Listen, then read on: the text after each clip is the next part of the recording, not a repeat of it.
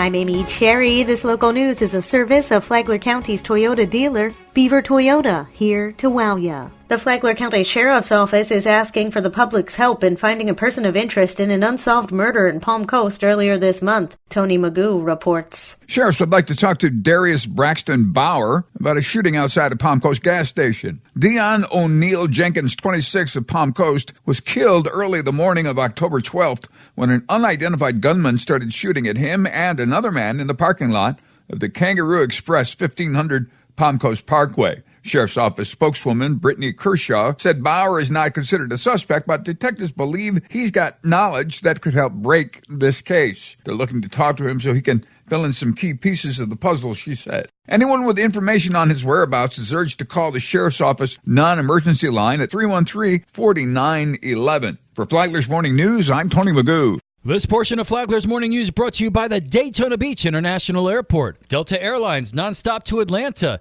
and now nonstop service to New York City via American Airlines. A homecoming after-party ends in an arrest. Deputies got a hold of a flyer that was circulating on social media advertising Kendall's HoCo after-party for October 19th at 11 p.m., featuring $2 shots, $4 mixed drinks, and bring your own weed. Deputies decided to check it out for themselves. They headed over to Russo Drive and found a crowd of minors, some they say with alcohol bottles in hand. Deputies awakened the homeowner, a grandmother, to shut down the party. The alleged host, 18-year-old Kendall Morgan, was charged with hosting an open house party and contributing to the delinquency of a child. She was also in violation of her probation. The search for a new superintendent is underway in Flagler County. Community Information Specialist Jason Wheeler calls community input vital to the process. We're actually having a community forum will be held Tuesday, November 19th at Buddy Taylor Middle School at their cafeteria. This will give our search team a better idea of just what the community members value in our next superintendent, and that forum starts at 6 o'clock, again, November 19th at Buddy Taylor Middle School. He says they want to hear from current employees of the district, too. We've got an internal focus group meeting scheduled for Wednesday, October 30th at Buddy Taylor Middle School at their media center. And this meeting is open to all Flagler County School District employees, and this begins at 6 o'clock. If you can't make the meetings, there's an online survey that's open now at flaglerschools.com/supersearch. Current Superintendent Jim Tager is retiring at the end of the school year in June of 2020.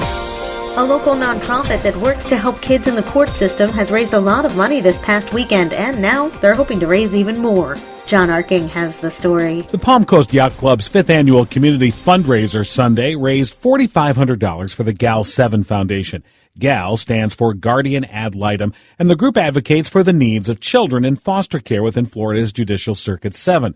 Since the GAL 7 Foundation was incorporated in 2014, it's dispersed an average of $27,000 per year for children in Flagler, Putnam, St. Johns, and Volusia counties. Organizers say Sunday's fundraiser will increase the foundation's ability to serve foster children in those counties. But Sarah Eulis is the chair of the Yacht Club's Women's Auxiliary and says they have a chance to make even more money. Hammock Beach Resort and Pine Lakes and Palm Harbor Golf Course gave us some free green fees, which is going to be worth about $3,000. So we're going to raise another pot of money for GAL 7 with a special lottery. We're selling 100 tickets for $20 each, and we'll have a drawing in December. Anyone interested in purchasing tickets can contact Eulis at 283-5166. They'll also be sold through various golfing groups in the area. From the WNZF Newsroom, I'm John Arkin.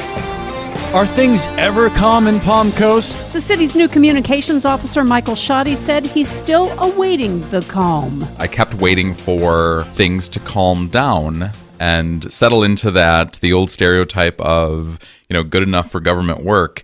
And the city does just not operate at that frequency ever, and really never has. Shoddy said that's because of all the growth and the change in Palm Coast.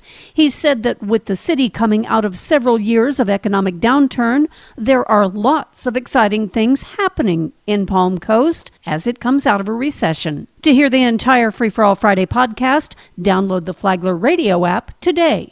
Tomorrow, there's a culture change in Palm Coast that puts people first. From the WNZF Newsroom, I'm Deb Albertson. And now you're up to date on Flagler's Morning News. I'm Amy Cherry.